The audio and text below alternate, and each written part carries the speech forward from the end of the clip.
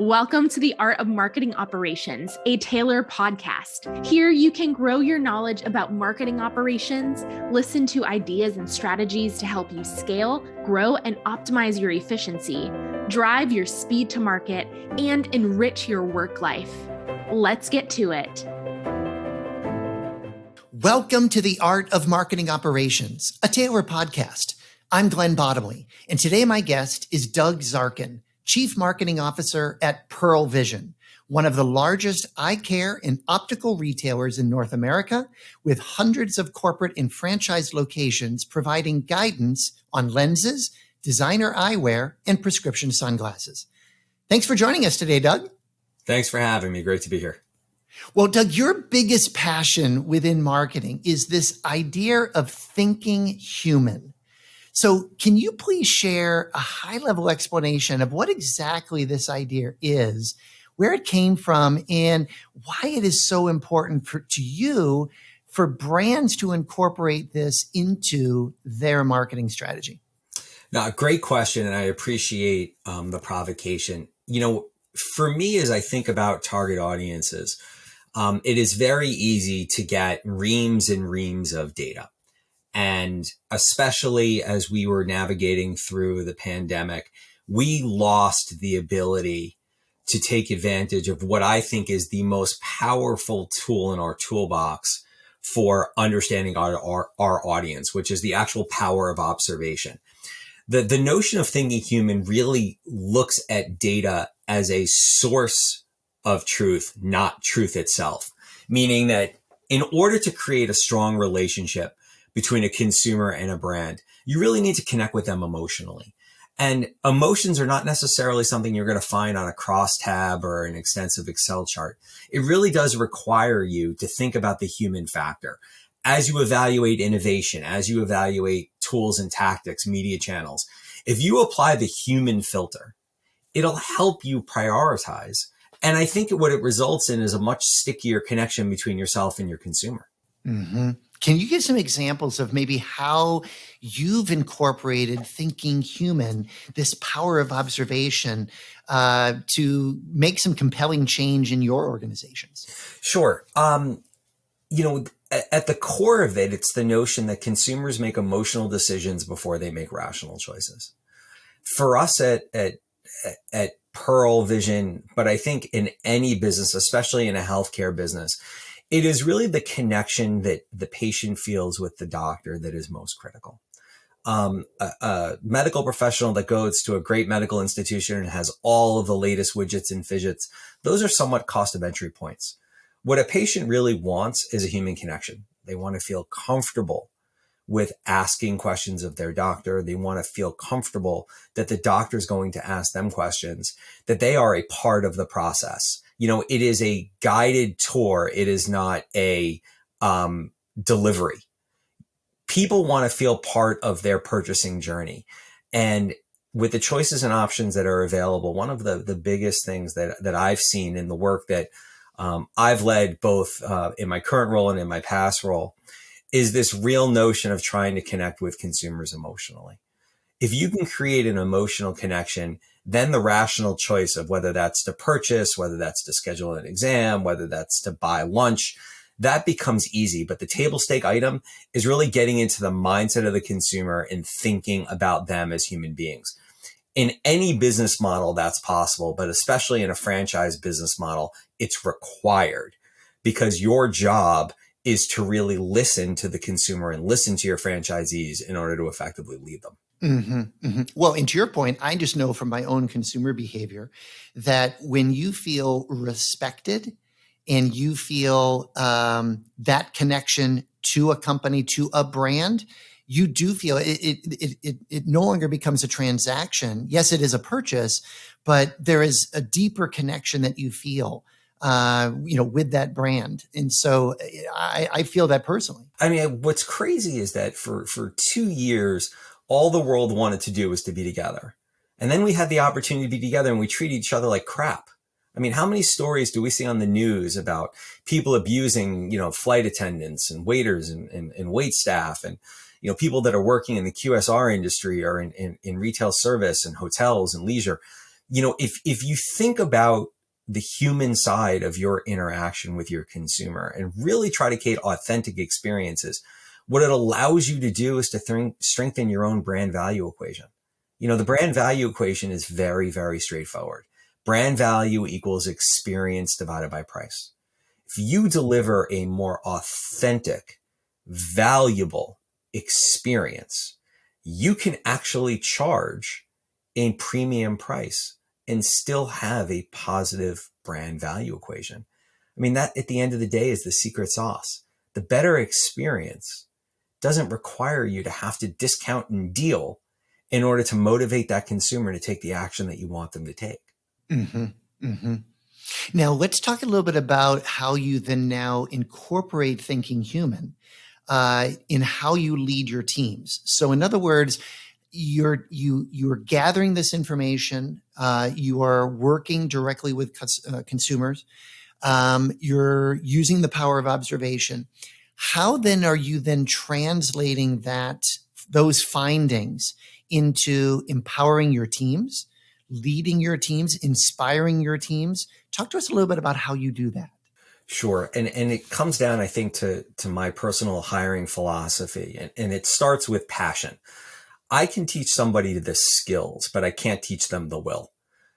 I'm hiring for passion. I would much rather hire somebody who maybe is not necessarily from a top 20 institution, who has a little bit of a fire in their belly, somebody who recognizes what they don't know and is willing to make the commitment to learn and to grow, than somebody who's coming extremely polished with perhaps an arrogance that they know everything. That passion is the secret sauce. Then you have to require purpose, which means that you really want to instill in your team the notion that there is intentionality into the decisions that are made and the conversations that you have.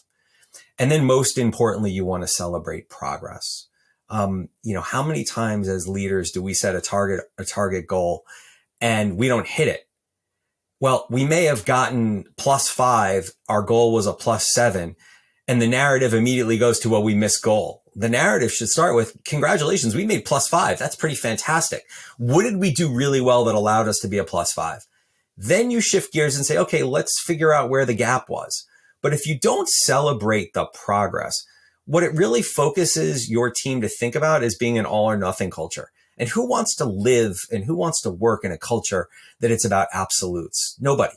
There are very few things in life that are absolutes. Marketing is absolutely not one of them. There's very few absolutes, and marketing is absolutely not one of them. Absolutely not one of them. Absolutely. That's fantastic. I love that. And what I think is so core to what you're saying there is, just as you are thinking human about your consumers, you're also doing that with your teams as well. And every single person that you work with has a movie going on in their head. And that movie could be a comedy. It could be a drama. It could be an action adventure. It could be a tragedy.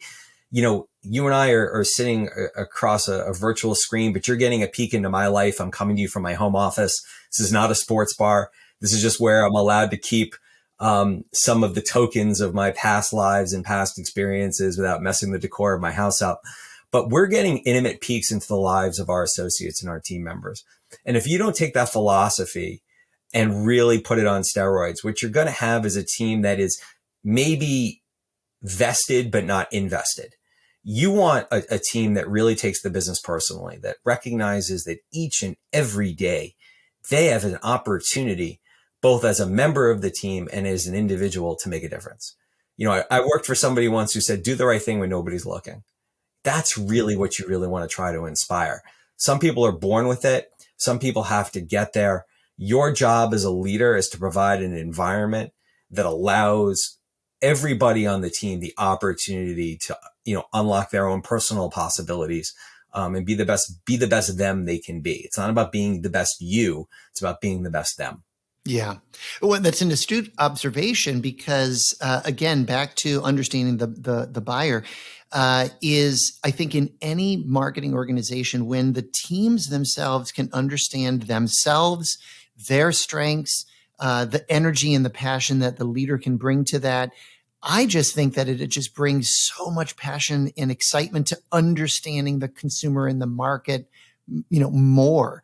There's just, I don't know. For me, I tend to be a very curious person in general.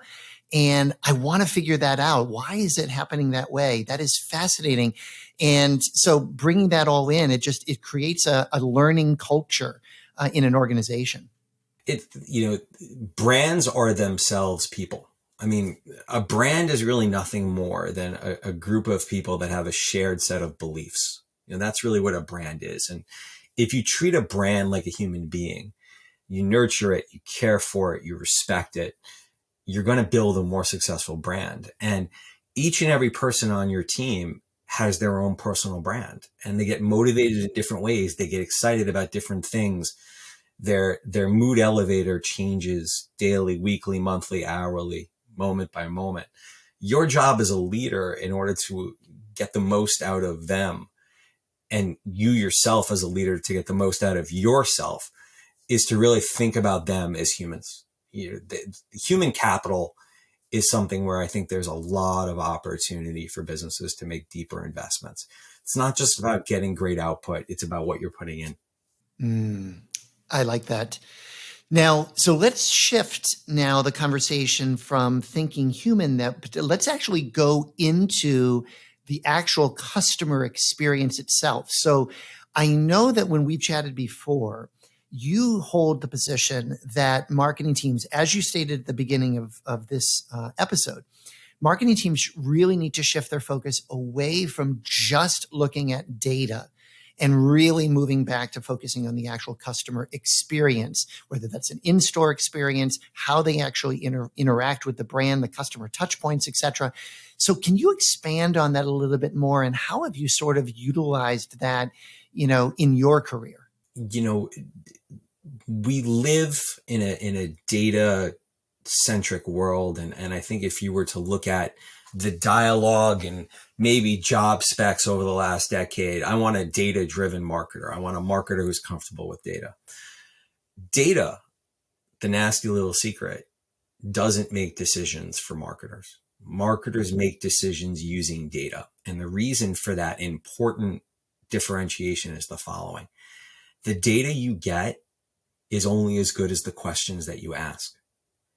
And to understand what questions to ask, you have to have a pragmatic understanding of what the hell is going on in your business. Whether you are brick and mortar, whether you are e-com, whether you are selling a product or providing a service, if you don't understand at the human level what is going on, you are not going to ask the right questions, which means you're not going to get the right answers. And you also want to be equally as focused on how you ask a question. If I said to you today, how cold are you? Are you slightly cold, very cold, extremely cold, or freezing? I'm going to get answers that make the assumption that you're cold, versus asking it in a way to say, how's the temperature? Warm, cold, and then you ask the follow-up. The art of asking questions is hand in hand with the importance of leadership through listening. They don't teach you in graduate school how to ask questions. And I think that is a skill that one only learns from experience and from working with people that are really, really invested in you as a person. That's when you start to feel comfortable saying, you know what, help me to understand, or I'm looking at that, it doesn't seem right. Let's talk about it. There's a comfort and a vulnerability there that really does come over time. Mm-hmm. Well, and to your point, I mean, let's talk a bit tactics here. Sure. So in other words, how should a marketing team, let's say to your point, a marketing team wants to learn, they want to figure out, how do I ask the right questions? And I want to get better at doing that. What would be some small steps that a marketing team could take today, actionable steps to improve the types of questions that they're asking, so that they can, get the data that they need to make even better decisions? So the first thing is actually being comfortable with what I call the 80-20 rule.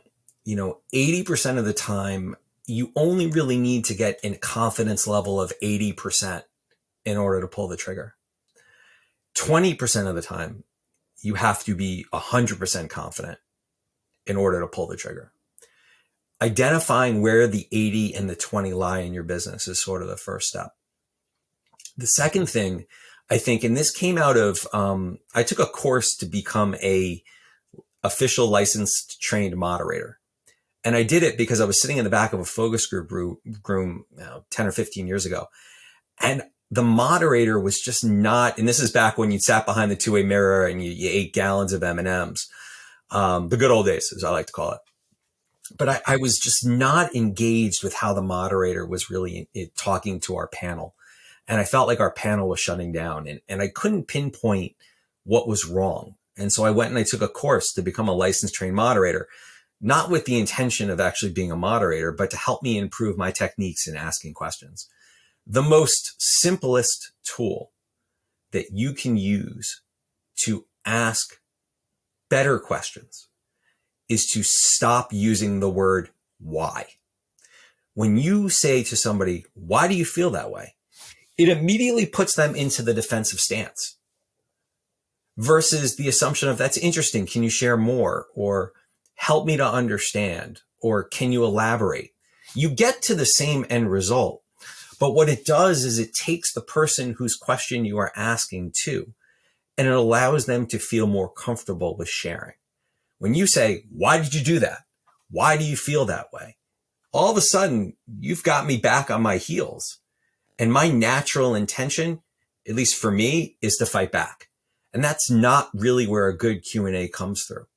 You also have to recognize that not every question is a rational question. It is absolutely okay to ask questions in business about feelings, but it is incredibly important to be able to distinguish whether the question is a feelings question or a fact question. A fact question would require you probably to take more definitive action than a feeling question, which requires you to interpret, appreciate, understand, and apply that to eventually what the situation is. Does that make sense? It totally does. Yeah. I really, really like your comment about, sort of the way in which you actually ask a follow-up, instead of, the why, but it's more like, well, that's really interesting. Can you expand on that?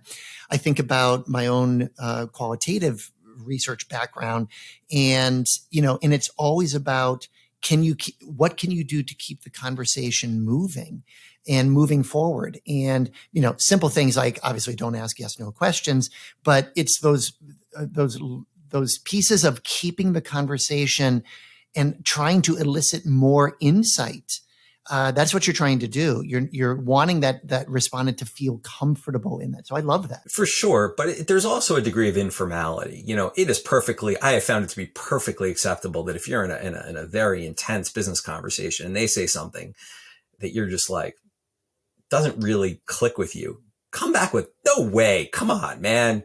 If you can lighten the mood, if you can take the formality and make it less like a lawyer is interrogating you on the witness stand and more make it conversational, you can inject humor and levity and actually get to the meaning of something a lot faster. If it's very rigid, if it's back and forth like a tennis match or a ping pong game, you're going to get very closed answers. This isn't a deposition. Asking questions is not a deposition in business. You're really trying to elicit an understanding of how did they formulate their point of view? Is it a feeling-based point of view, or is it a fact-based point of view, or is it both? It's important to appreciate that both of those things are important. They just need to be prioritized based on the situation. Thank you for that, those tips and thoughts on how to start to incorporate that to ask better questions. That's very, very helpful. Let's shift then, Doug, to another question, which obviously is extremely current right now. At the time of this recording, Google just announced the integration of its own artificial intelligence into multiple products. And of course, Microsoft and OpenAI with ChatGPT, has been on the market for 4 or 5 months now. So when you think about artificial intelligence and specifically customer experience, and trying to, as a marketer, figure out how can I incorporate artificial intelligence in my customer's experience. What is your view on how AI will, get impacted by, or how artificial intelligence will impact customer experience? I'm begging and pleading with any company that operates a call center where I don't have to start screaming into the phone, agent, representative, because what I'm saying on the phone, they're playing back. That isn't what I'm saying. All power to you. If you can use AI to get me to a live human quicker, or to answer my question based on what I'm actually saying, count me in. I think the fear with AI is, and it's much like the fear when you build an algorithm-based approach to buying media. The inputs are really critical. If you have a consumer that has had a awful consumer experience, I mean, where it has gone well beyond just, my hamburger was overcooked, but, whether there was something racially charged or ethnically charged or religiously charged or gender bias, if your AI treats them all the same and doesn't escalate it to say, danger, Will Robinson, let me get a real person on the phone quickly, wow, you can create a world of hurt. I think in general, my perspective on AI is that you can use technology for good or you can use it for evil. My approach has always been using technology as a way to support a stronger human connection. I'll give you an example of a piece of technology that that is used in Pearle Vision that I think creates a better experience. Lens simulators. So when you're buying lenses, you want to see kind of what the world looks like through that lens. And there's an iPad app that's available on the iPads in our eye care centers, in the Pearle Vision eye care centers, where a consumer can actually see what outside would look like through a particular color lens. Or if there's a lens called a photochromatic, which changes from clear to sun when you go out into the sun, what the degree of shading is going to be. You're using technology to help that consumer really anticipate and set expectations in a really good way. Smart Shopper is another great example where if I want the purple frame, but you don't have it on the shelf because you can only have so many SKUs, being able to have that asset available so that patient can find their perfect pair, those are all complete win-wins. Yeah. But I don't think we should be moving as a society to the vendor machine model.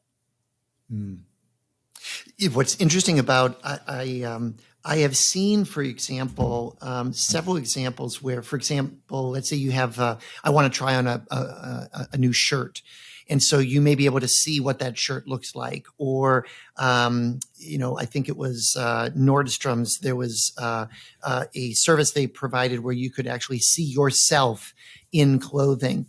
To your example, where you could see what that frame would actually look like on my face. But the one that you mentioned about the lens simulators turns that around. It's not about what the frame looks like on your face. It is, what is your experience? What would your experience be like wearing this lens or wearing that frame, looking through that? That's really quite fascinating. The physical, the frame simulators and the clothing simulators and back when I was in the beauty world, we had beauty simulators that, the challenge with that is there's a physicality to all of that you cannot get. It's not about so much how it looks as much as how it looks and how it feels. When you're dealing in tactile experiences, I've even seen it in the world of home design with, what the room would look like in a particular paint color.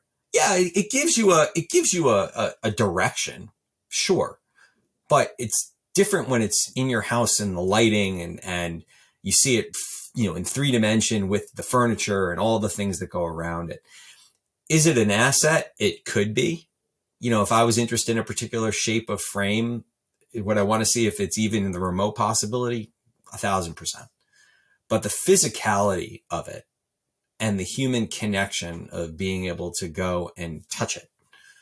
There's a reason why everybody waits by the door for their Amazon packages. They love the physicality of ripping open those boxes. There's an immediacy to brick and mortar retail that I don't think is ever going to go away.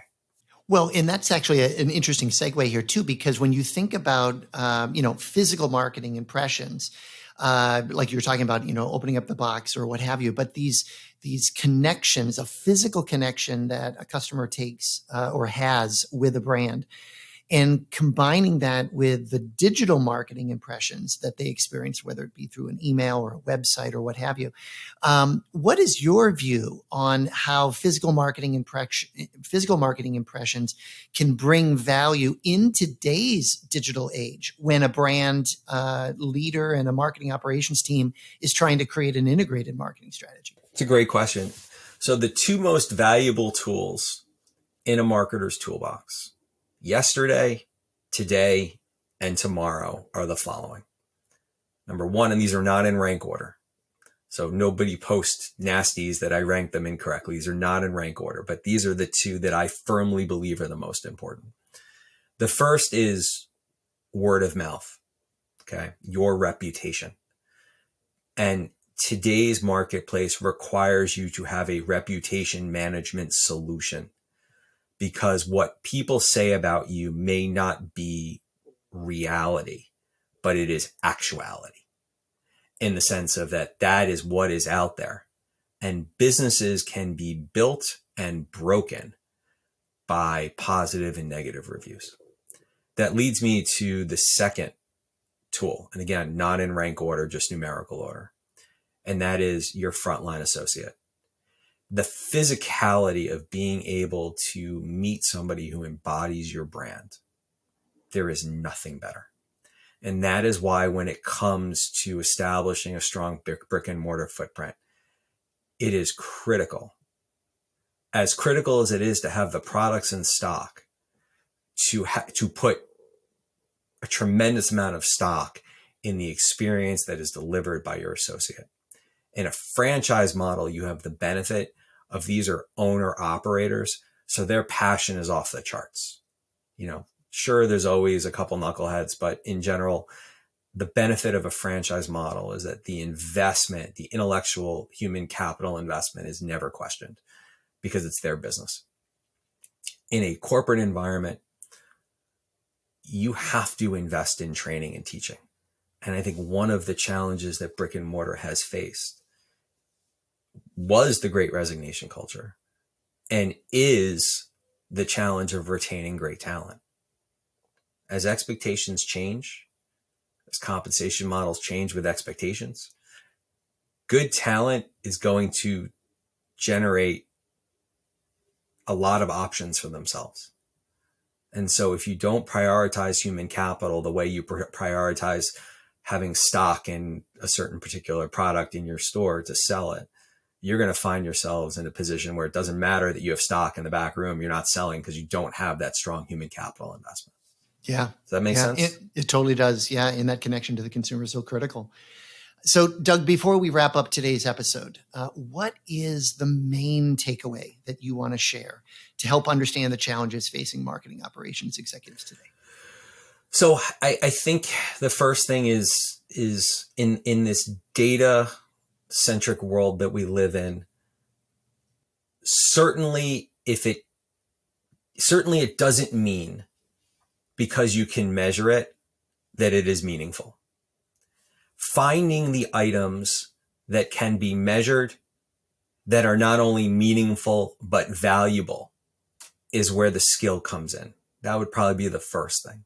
And if you think about it, it should really be no more than 4 or 5 things. Because if you're spending anything less than 20% of your time looking at a particular KPI, you're probably not going to move the needle.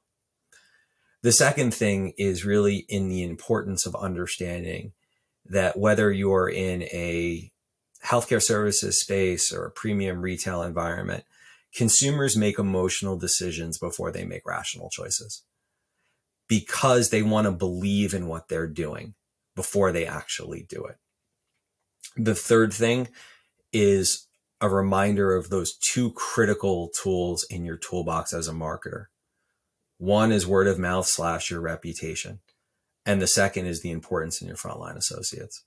If you focus on those few fundamentals, you have the basis to begin to not just operate a business, but optimize a business, in my opinion. I love that. I agree with you 100%. Well, that wraps up this episode of The Art of Marketing Operations. Thank you so much for joining us today, Doug. Thank you very much for having me. Well, until next time, stay safe and take care. Thank you for listening to The Art of Marketing Operations, brought to you by Taylor. Don't forget to hit subscribe in your favorite podcast player. If you enjoyed this episode, please rate, review, and share. Until next time.